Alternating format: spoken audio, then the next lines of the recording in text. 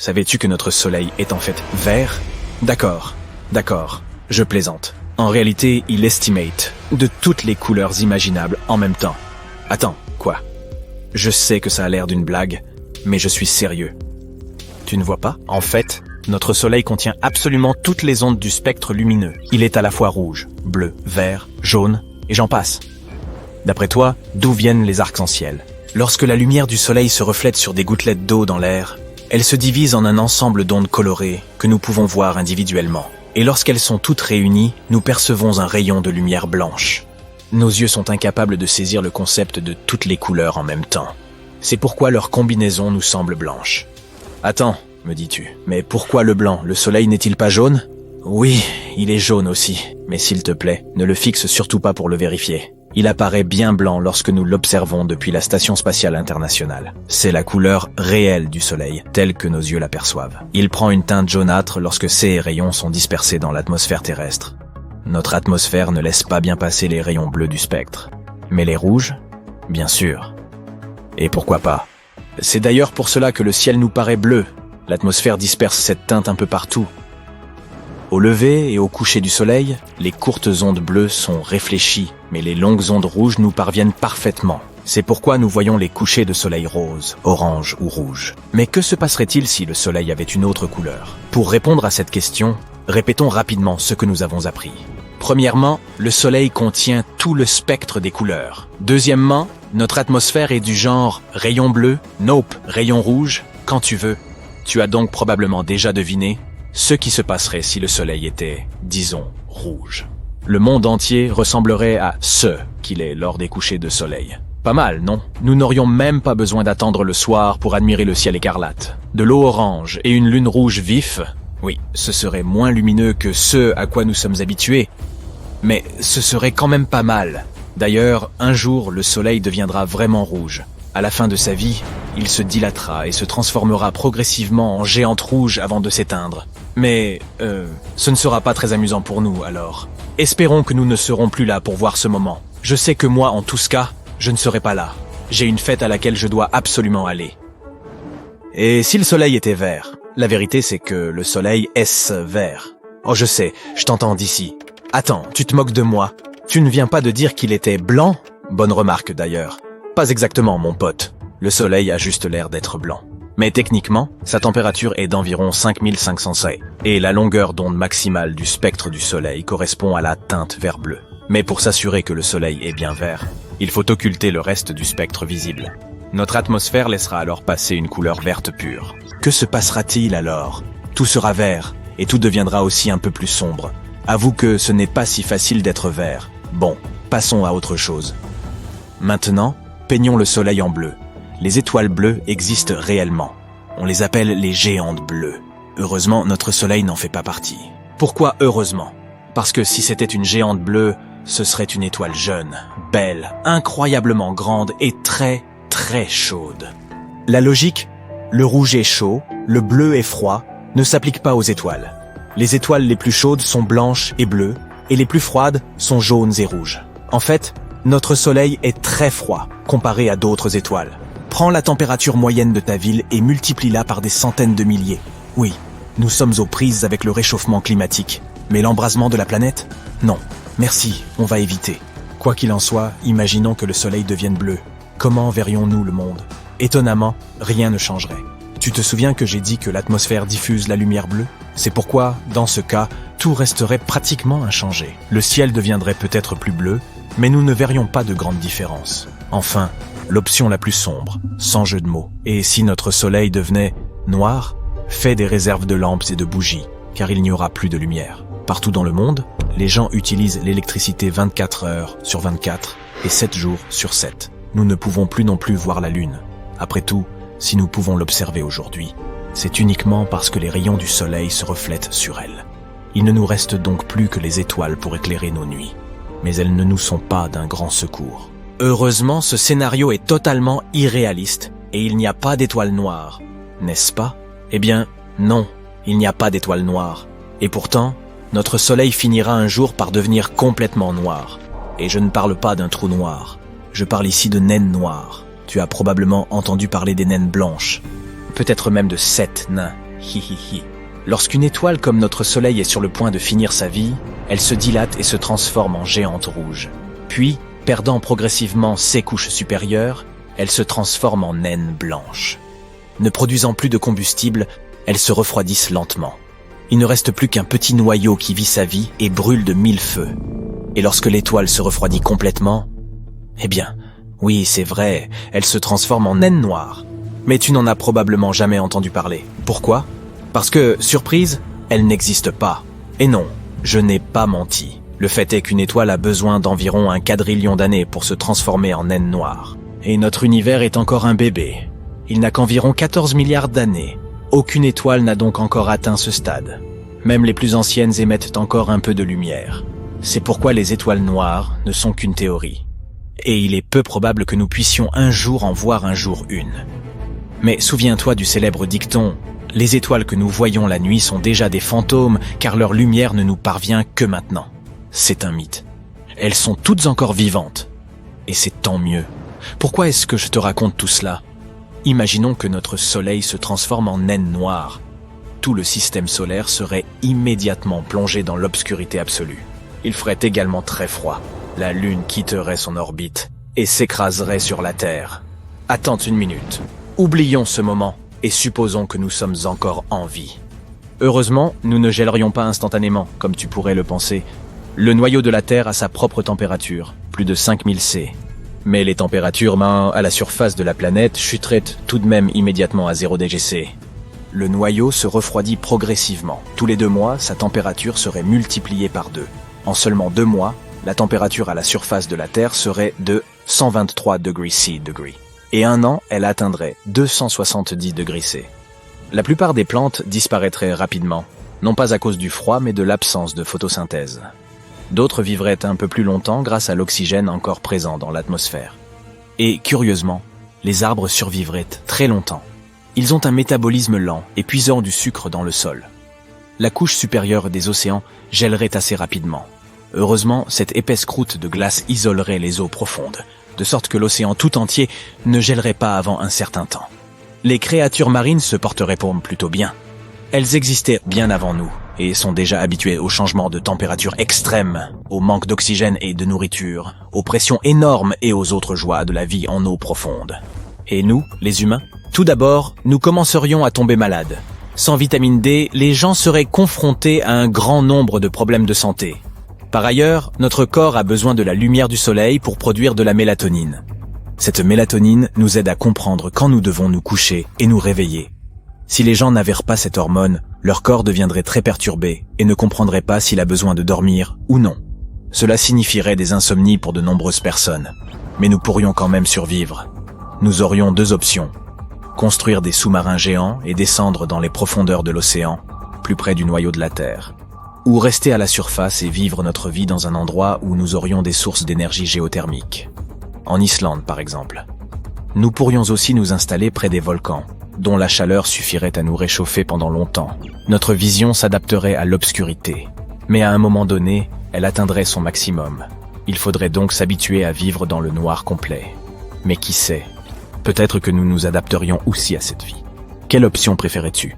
Vivre au fond de l'océan dans un sous-marin ou à la surface près des volcans ?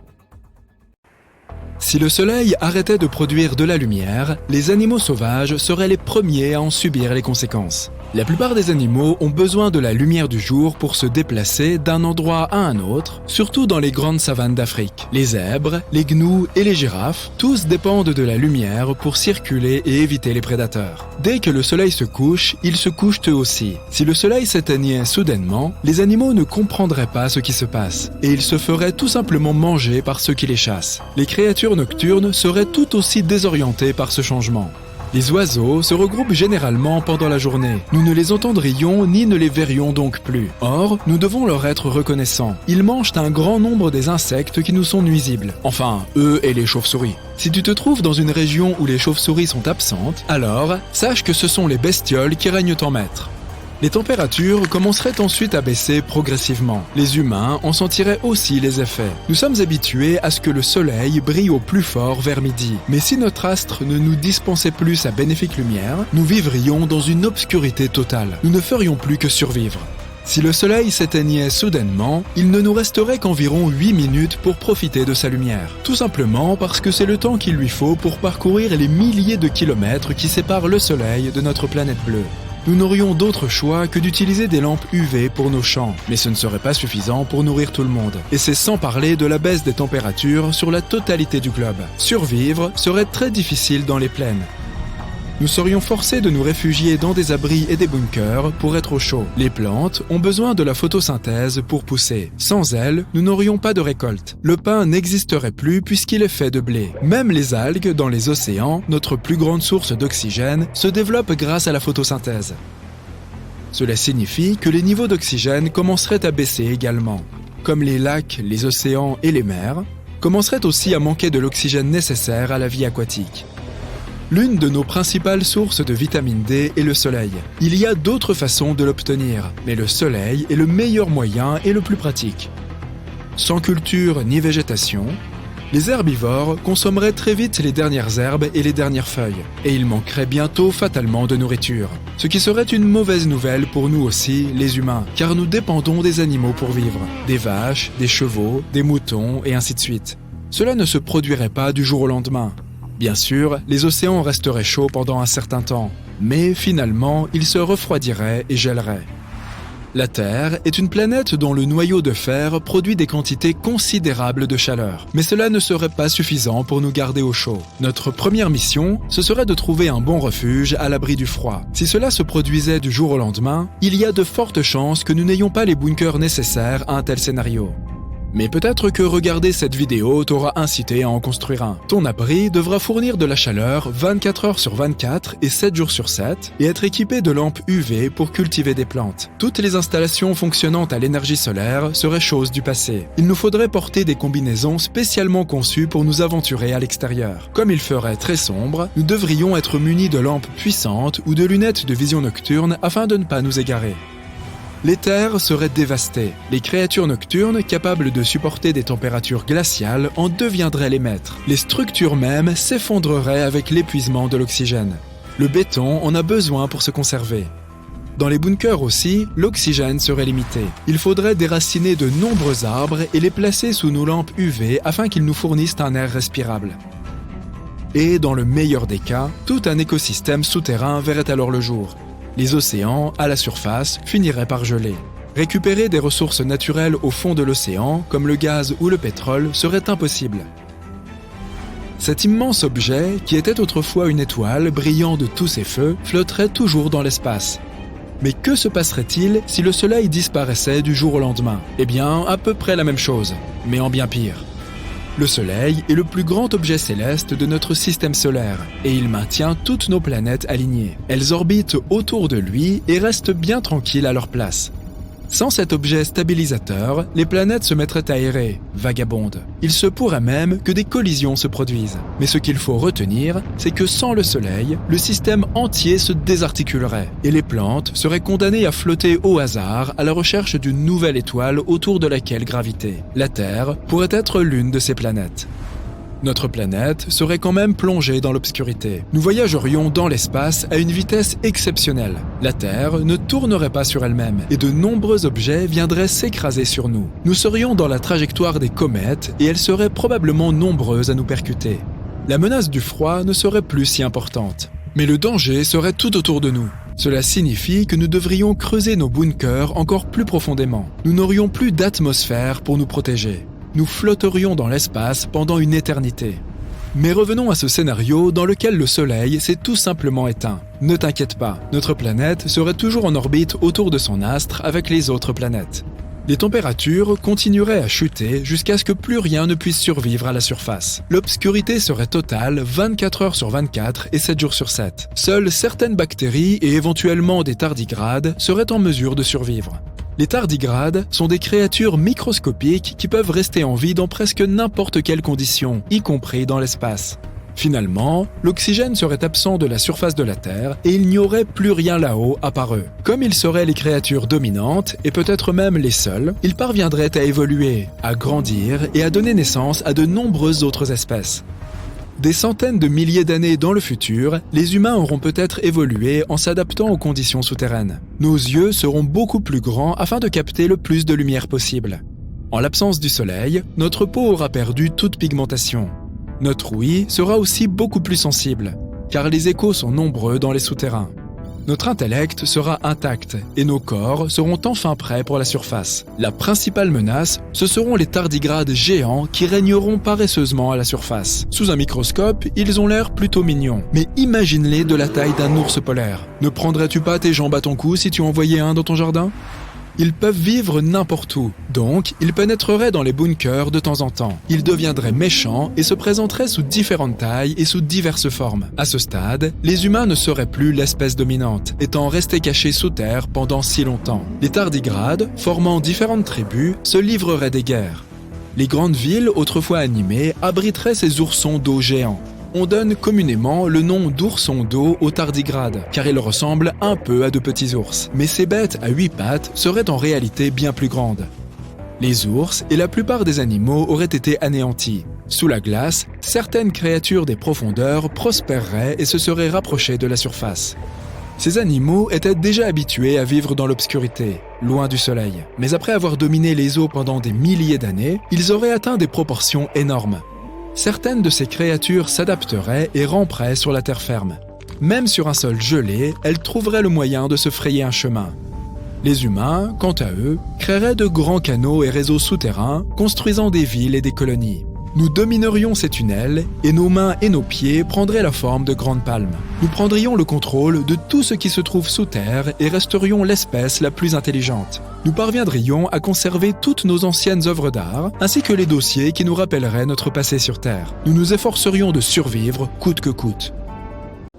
Plus d'1 million de terres peuvent tenir dans notre Soleil. De nouvelles recherches montrent qu'entre 20 et 35% des soleils dévorent leur propre planète, et qu'un quart des systèmes planétaires en orbite autour d'étoiles comme le Soleil ont eu un passé chaotique. La chose même qui donne la vie peut aussi la reprendre. Toutes les planètes de notre système solaire tournent autour du Soleil, et elles le font toutes d'une manière assez consistante. Il est très probable qu'elles soient restées ainsi depuis qu'elles sont apparues dans le paysage, mais ce n'est pas le cas de toutes. Cette existence chaotique signifie qu'un système solaire comptait de nombreuses planètes dans sa litière jusqu'à ce que le Soleil hôte décide de les faire fondre. Notre système solaire est parfaitement disposé pour qu'aucune planète n'interfère avec la gravité des autres. La force gravitationnelle de Jupiter est beaucoup plus forte que celle de la Terre, ce qui signifie que si la Terre se rapprochait de Jupiter, nous ne serions qu'une autre lune pour celle-ci. La planète est si grande que si la Terre faisait la taille d'un raisin, Jupiter équivaudrait à la taille d'un ballon de basket par rapport à elle. Même avec la technologie la plus perfectionnée au monde, il est compliqué de savoir si les étoiles mangent effectivement leur planète. La meilleure façon de l'étudier est d'observer des systèmes binaires. Il s'agit d'un terme scientifique pour désigner un système composé de 2 étoiles en orbite l'une autour de l'autre. En général, les 2 étoiles se sont formées à peu près au même moment, à partir des mêmes gaz et dans les mêmes conditions. Cela signifie qu'elles devraient plus ou moins contenir les mêmes éléments. Quand tu ouvres les yeux le matin, tu es accueilli par la lumière du soleil qui a parcouru des millions de kilomètres. Plus on s'en approche, plus c'est chaud. Mais les rayons qui voyagent depuis le Soleil charrient également certains éléments chimiques qui les rendent uniques. Les atomes associés au Soleil sont des matériaux légers comme l'oxygène, le carbone, l'hydrogène et l'hélium. On peut aussi y trouver d'autres substances, mais celles-là demeurent les principales. En étudiant ces éléments, on peut connaître l'histoire d'un système solaire avec suffisamment de détails pour déterminer s'il est instable ou plutôt calme. Les scientifiques ont étudié 107 systèmes binaires composés de soleils comme le nôtre en analysant leur lumière. Comme chaque système contient 2 soleils, ils les ont comparés et mis en contraste pour voir les différences. Ils ont observé que les étoiles dotées d'une fine couche extérieure présentaient des éléments différents de ceux de leurs compagnonnes. Tous les soleils contiennent des éléments légers, mais certains ont des éléments rocheux comme le fer, le silicium et le titane à proximité. Ces éléments sont associés au terrain accidenté que l'on trouve sur une surface, mais ils se trouvent là, flottant au milieu de l'espace. La couche externe la plus fine est particulièrement riche en fer par rapport aux autres couches. De nombreuses étoiles sont jumelles à la naissance, mais la plupart des étoiles de la Voie lactée ont une compagnonne dans un système binaire. Cela signifie que notre Soleil est assez unique pour ne pas avoir de partenaire. Mais certaines théories suggèrent que le Soleil a peut-être perdu son jumeau dans le passé. Il se trouve à environ 184 années-lumière et s'appelle HD 186302. Ce pourrait être notre bonne étoile. Les nuages moléculaires sont le lieu de naissance de milliers d'étoiles. Ils sont constitués de gaz et de poussière qui s'effondrent progressivement sous leur propre poids. Notre Soleil a peut-être commencé de cette façon il y a 4,6 milliards d'années. Et lorsqu'elles sont suffisamment matures, elles sortent au grand jour, généralement avec leurs compagnons de voyage. En fait, les scientifiques affirment que jusqu'à 85% de toutes les étoiles pourraient être en paires binaires, ou avoir encore davantage de potes, mais plus de 50% sont des paires binaires. Le seul problème est que nous ne pouvons pas vraiment le voir puisqu'il s'est écarté de son orbite originale il y a une éternité. Mais on peut en trouver des traces dans le nuage de Oort. Il s'agit d'un vaste amas spatial composé de comètes, de roches spatiales et de glace situés aux confins de la zone d'influence de notre Soleil. Ces objets flottent beaucoup puisqu'ils sont loin de la gravité du Soleil et peuvent facilement être éjectés de leur orbite dans l'espace. Voler à travers un tel espace n'est pas différent de voler à travers n'importe quel vide spatial. La raison pour laquelle certains de ces éléments légers se trouvant dans l'espace contiennent des éléments rocheux que l'on trouverait à la surface d'une planète est que le Soleil les a fait sortir de leur orbite et les a dévorés quand ils se rapprochaient. Cela se produit également lorsqu'une étoile devient trop grosse et commence à manger tout ce qui l'entoure. Selon les scientifiques, si une étoile mange une planète, cela peut la rendre instable et la faire tourner si vite qu'elle finit par se déchirer. Mais pas de panique, il y a très peu de chances que le Soleil dévore notre planète dans un avenir proche. Les étoiles se forment lorsqu'un énorme nuage d'hydrogène et d'hélium croît jusqu'à s'effondrer sous son propre poids. La pression augmente et atteint des niveaux de chaleur extrêmes que nous ne pouvons même pas mesurer. Les atomes d'hydrogène finissent par perdre leurs électrons, ce qui provoque la fusion de l'hydrogène et la libération d'énergie, contrant ainsi l'effondrement par gravité. Mais lorsque la force gravitationnelle l'emporte sur la fusion de l'hydrogène, l'étoile commence à se dilater et devient une géante rouge. Puis, après environ 1 milliard d'années, l'hydrogène du noyau externe disparaît, laissant une grande quantité d'hélium qui fusionne avec les autres éléments présents. Et une fois que tout l'hélium aura disparu, la gravité réduira la géante rouge à l'état de naine blanche. Et lorsqu'elle a totalement disparu, les restes de l'étoile libèrent des tonnes de gaz et de poussière dans l'espace. Les scientifiques affirment que notre Soleil a encore entre 7 et 8 milliards d'années avant d'atteindre ce stade. Mais même si cela devenait une réalité, cela ne se produirait pas du jour au lendemain. Il faut des millions d'années pour qu'une telle chose se produise. Mais que se passerait-il si le Soleil décidait de nous dévorer du jour au lendemain à l'heure où nous parlons ? La planète commencerait à se réchauffer en quelques secondes. Chaque légère variation de degré peut entraîner des événements catastrophiques. Les calottes glaciaires peuvent fondre en quelques secondes et inonder les terres côtières. Même les petites îles des régions reculées du monde seraient submergées. Et comme il ferait plus chaud, toutes les régions enneigées fondraient instantanément et évolueraient vers un climat désertique. Certains endroits brûleraient et des objets quotidiens fondraient sur place. L'intérieur de la Terre se réchaufferait également, ce qui entraînerait des éruptions volcaniques dans le monde entier. L'Antarctique fondrait sous l'effet de la chaleur et les volcans entreraient en éruption.